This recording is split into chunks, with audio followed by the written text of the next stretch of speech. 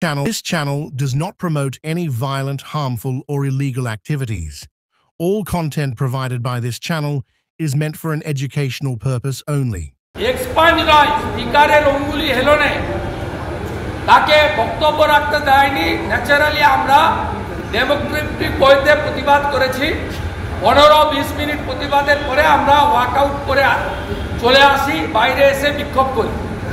আমরা ডেমোক্রেটিক নিয়ম মানি, শিষ্টাচার, শান্তি, সংসদীয় ব্যবস্থা মানি। আমরা চাই না এর আগে মনোজ টিকা, নরহরি মাহাতো, সুশীল বর্মন এরা বহু বিধায়ক আহত হয়েছে এদের গুন্ডা এমএলএদের দ্বারা, যারা রিগিং সন্ত্রাস করে জিহাদিদের ভোট নিয়ে শুধু যেতে না, এখানেও জিহাদিদের মতো আচরণ করে। আমরা প্রতিবাদ জানিয়েছি। মার্শাল ডেকে নিয়ে এসে আমাকে নিচে ফেলে দেওয়া হয়েছে।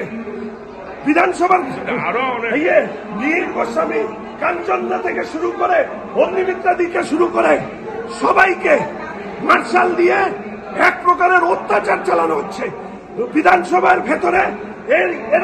এর আগে গৌরাঙ্গ বাবু, দেবলীনা হেমব্রম, আব্দুল মান্নান, মনোজ টিগ্গা, নরহরি মাহাতোকে মেরে হসপিটালে পাঠিয়েছিল।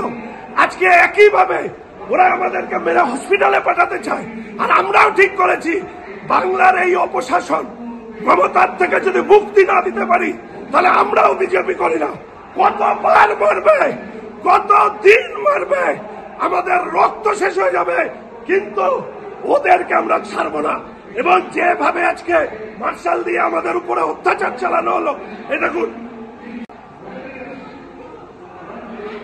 দেখুন চশমা পর্যন্ত এইভাবে গুড়িয়ে দিয়েছে, ফ্লোরের মধ্যে ফেলেছে।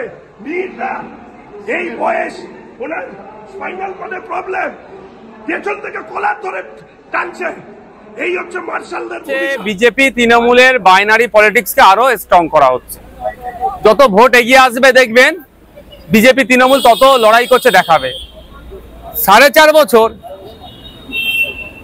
এই তৃণমূল বিজেপির যে অন্যায়ের বিরুদ্ধে সেই অর্থে তাদেরকে চর্চা করতে দেখছি না। এখন এরা প্রধান বিজেপি বিরোধী দল হয়ে উঠে আসবে, এটা একটা পার্ট আমি মনে করছি, আর কিছুই নয়। দেখুন, ভাঙন নিয়ে নতুন কিছু বলার আমার জায়গা নাই, এতটুকুই বলবো। 2021 সালে আমরা যখন নির্বাচনে অংশগ্রহণ করেছিলাম, অনেক ভুল বুঝিয়েছিল। বিজেপি চলে আসবে, তৃণমূলকে ভোট দাও বলে অনেক ভুল বুঝিয়েছিল।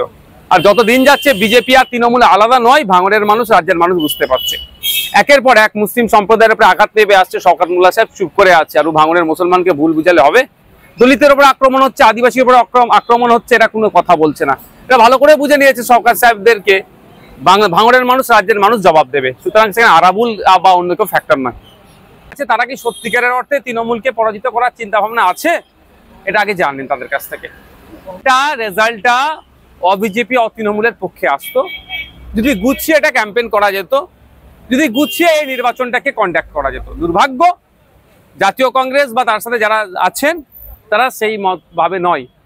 এই নির্বাচনে, এই সিটটাতে, উপনির্বাচনে তৃণমূলকে ব্যাপকভাবে ধাক্কা দেওয়ার জায়গা ছিল। সেটা কিন্তু কংগ্রেস বা বিজেপির প্রশ্ন আসছে না, আর যারা বিরোধীরা আছে তারা ঠিকভাবে কাজে লাগাতে পারলো না। দল আসতে পারে, তৃণমূল তাদেরকে ফান্ড দিতে পারে, অনেক কিছু হতে পারে, সেটা সময় কথা বলবে। কবে আসবে না আসবে আমি অনেকদিন ধরে শুনছি। যাদবপুরে বিজয়গড়ের ওখানে একটা দল রেজিস্ট্রেশন হয়েছে নতুন, সেও আমরা ইসিআর ওয়েবসাইট থেকে তথ্য পেলাম। এখন ব্যাপারটা হচ্ছে দল আসবে যাবে, বাংলার মানুষের মাইন্ড সেট আপ হয়েছে তৃণমূল আর বিজেপিকে হারাতে হবে। এটা সেট আপ করে নিয়েছে, এটা করবে। আজকে বিধানসভার there many parts are destroyed, watch, clothes and everything. The democracy of Bengal already finished inside the assembly and outside the assembly also. देखिए क्या সুকান্ত বাবু তো হাওয়াই চটি দেখাচ্ছেন সবাইকে। আমি তো দেখলাম উনি তো যখন গাড়িতে উঠছে হাওয়াই চটি, দুটো হাওয়াই চটি নিয়ে সবাইকে দেখাচ্ছিলেন। তো আমি আর কি এর থেকে আর কি ইনফারেন্স ড্র করবো? সবসময় ওরা হাওয়াই চটি নিয়ে ঘুরে বেড়ান। আমাদের যখন পুলিশ অ্যারেস্ট করলে হাওয়াই চটি দেখান, অন্য কোথাও গেলে পরে হাওয়াই চটি দেখান। হাওয়াই চটির রহস্যটা ওদেরই জিজ্ঞেস করুন, এটা ওরাই বলতে পারবেন কে হাওয়াই চটি রেখেছে ওখানে। আনতেই পারে, অনাস্থা আনতে হবে। আমি তো এর আগেও অনেকবার অনাস্থানে ছিলাম। অনাস্থ আনতে গেলে আগে রুলটা যেন ভালো করে পড়ে নেন। ওদের তো একজন বিদগ্ধ বিধায়ক রয়েছেন যিনি সবসময় অনেক নিজেকে অনেক পরিচয় দেন, উনি এই ছিলেন সেই ছিলেন, তাকে দেখে নিয়ে তার সাথে পরামর্শ করে দেবেন, নাহলে আইনজীবীদের সাথেও পরামর্শ করতে পারেন। অত্যন্ত অশোভনীয়, এটা ওর নিজের বোঝা উচিত। এগুলো ব্যক্তিগত পারসেপশন, এই পারসেপশনগুলো থাকা উচিত বলে আমি মনে করি। শুভেন্দু অধিকারী নিজে একজন দাবি করবেন বিরোধী দলের নেতা বলে, একটা এমআইসি স্ট্যাটাসের মানুষ, তার এই ধরনের আচরণ নিজেরও তো বোঝা উচিত যে তার স্ট্যাটাসটা কি, তিনি ওইখানে ওই ধরনের আচরণ করবেনই বা কেন। তাদের ব্যক্তিগত, এটা আমার কিছু বলার নেই। তাদের পলিটিক্যাল এজেন্ডা কি আছে, রাস্তায় করবে না গেটের বাইরে করবে, সেটা আমি বলতে পারবো। তবে বিধানসভার অভ্যন্তরে কোনো গন্ডগোল আমরা বরদাস্ত করা যাবে না।